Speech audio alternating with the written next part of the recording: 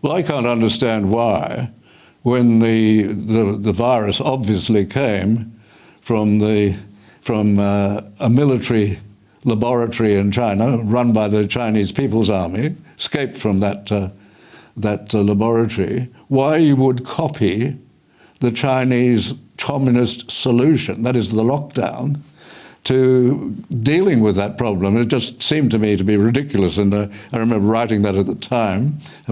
That's not doing that with the benefit of hindsight, writing that in The Spectator. But what is our solution? What solution do you suggest to deal with this problem of the politicians? Well, I think it's one of accountability more than anything. And we have elections, I understand that. They're every 3 or 4 years, and we get presented with a few pre-selected candidates who aren't necessarily very meritorious. And we get to have a little bit of a show that produces some results, and we call it democracy. So to a degree it is, I understand that. But realistically, between elections, there's no accountability for those politicians, and certainly the quality of the candidates that we're provided to select from. There's huge issues in those pre-selection processes. So between elections, I think that introducing a number of measures to make them more accountable to the people, both for things that they do that don't pass the common sense test, but also things that enjoy popular public support, yet politicians won't touch them because it's not in their interest to do so.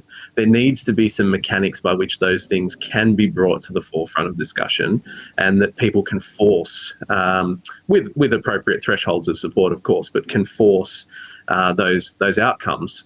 So there's a number of measures that can be explored to do that, but all of them, I think, fundamentally rely on the premise that the average person, the average Australian citizen, has greater common sense and good judgment than the average politician. And that's largely because the politicians that are elected are not a reasonable reflection and representation of the people they purport to represent. I interviewed another person in this series, Rick Brown. He's a political strategist, but he happened to be our director in the 1999 campaign, our director in Victoria. And he recommended that we should concentrate. We should not worry too much about the inner city electorates. We should concentrate on the outer city electorates and the regional electorates, which we did.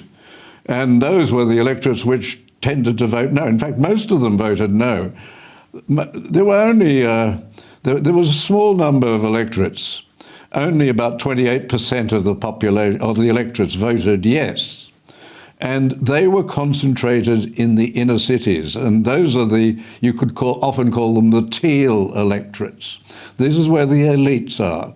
And there is a difference between the Australian population of those who tend to flock to the inner city elite electorates and those in the rest of the country, between the elites and the rest of the population. And I think what we argue in that book is rely on the people. And there's a country which does this, is there not? Yes, well, Switzerland would be an example. They have various tools at their disposal to do this, but the term, of course, being citizen-initiated referenda, where there can be, by popular support, the introduction of discussion around particular issues that enjoy that support. So the three tools that I think we've sort of thought would be appropriate to introduce here would be, firstly, a right of veto. So if there's legislation that's put forward by the politicians that just doesn't pass the common sense test, with enough popular support that could be vetoed.